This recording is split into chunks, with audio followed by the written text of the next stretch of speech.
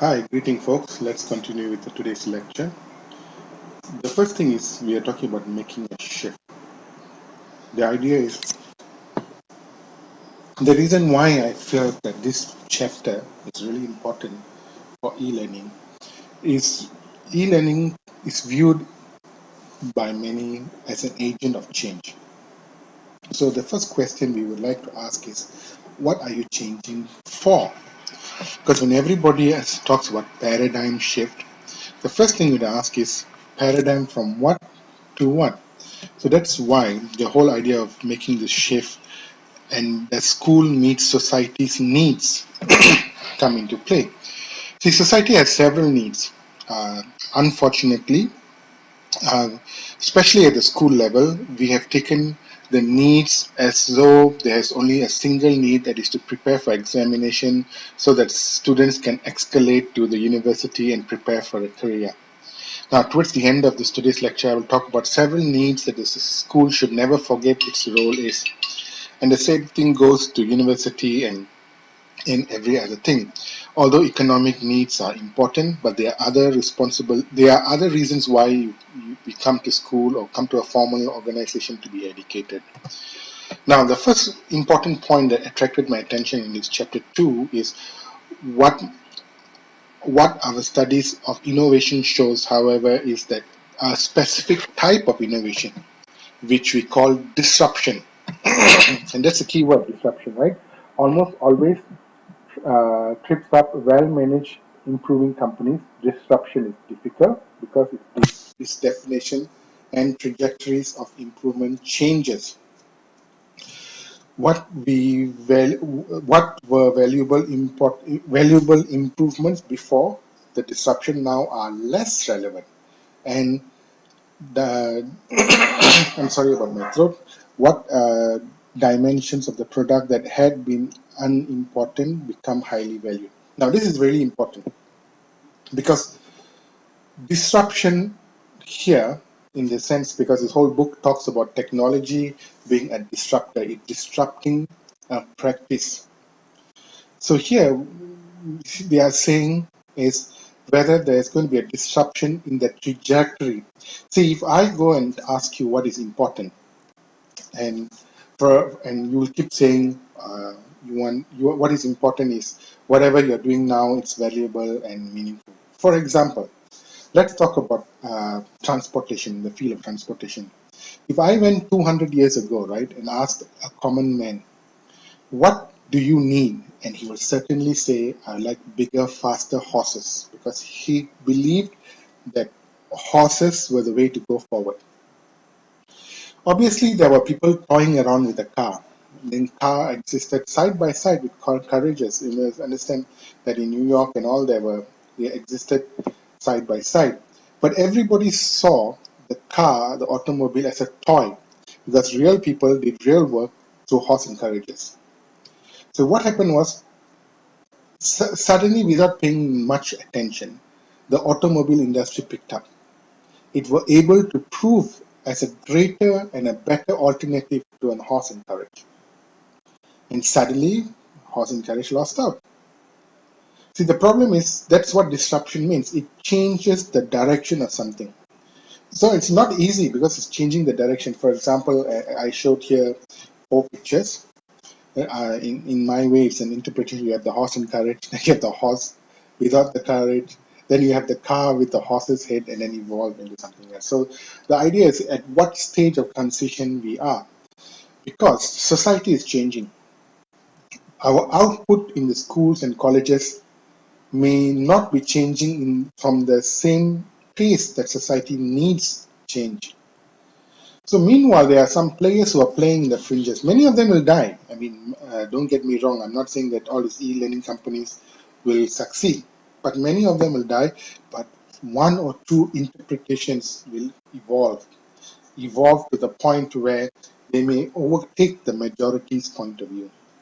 Just like, for example, those of you all who are old enough to know that AirAsia was just a toy company, right?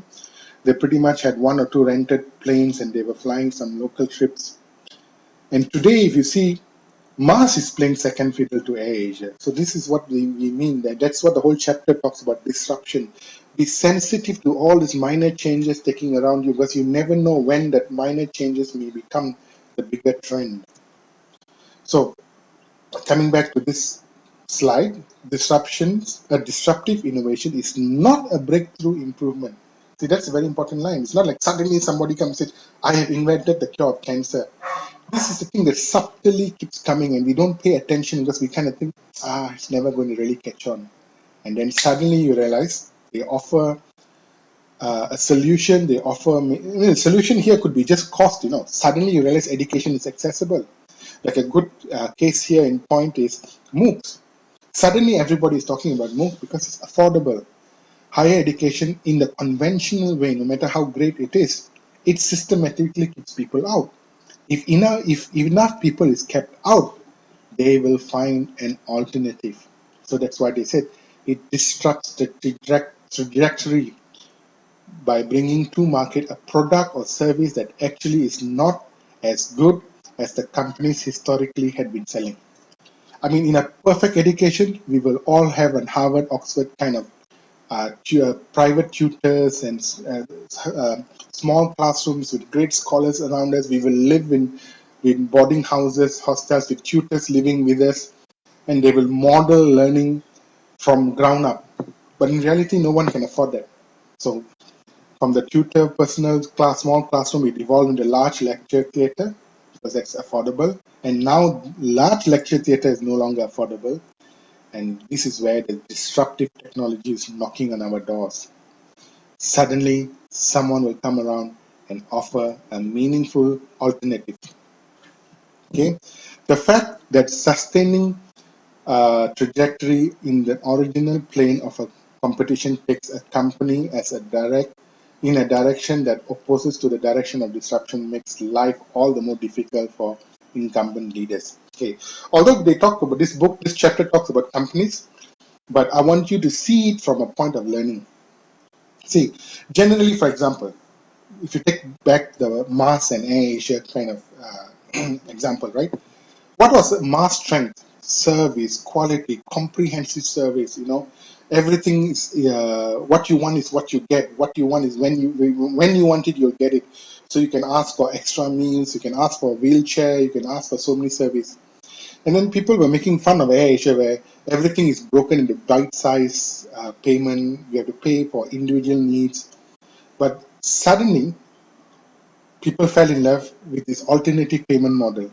I pay for what I need. I don't want to pay for this entire thing. I'm not paying for this grand buffet meal. I'm not paying for the average cost. I just pay for what I need. So similar to this, and big companies who are successful in the past cannot quickly evolve. So as I showed you the metaphor, the top two pictures talk about this great charismatic teacher who can probably stand in front of a crowd and pontificate. Suddenly, will find themselves at lost with this a counterculture of teaching learning where you engage people in electronic media in a whole multi-dimensional way. And that is why e-learning is going to be hard for many people to have this change, because they are now giving up what they are originally good at. And that's not easy for anyone, right? Now, I think there are 4 principles of education we should never ever forget. So even this book talks in detail, chapter 2 talks in detail about the 4 jobs. That's to preserve democracy, right? So the idea was to give knowledge and to give it opportunity and access to everyone. And second is to provide something for every student. The diversity, see, that is the biggest uh, component of e-learning that I have to support. Conventional teaching and learning cannot customize learning experiences. E-learning can. And although in many ways I've told you many times I'm not this big what's the word, technophilia kind of thing. I will, people who fantasize about technology, but I cannot deny that technology gives us the opportunity for diversity. And then keeping education needs to keep people competitive so that we don't lose out in the tide of change. So giving people opportunity to learn, opportunity to compete, opportunity to stay relevant is very important. And this again can be done e-learning because e-learning offers us opportunity of continuum, a continuous learning approach. and finally to eliminate poverty. I mean, there's so much can be said. I hope you can read some of the stuff on your own and figure out some of these things. Thank you very much.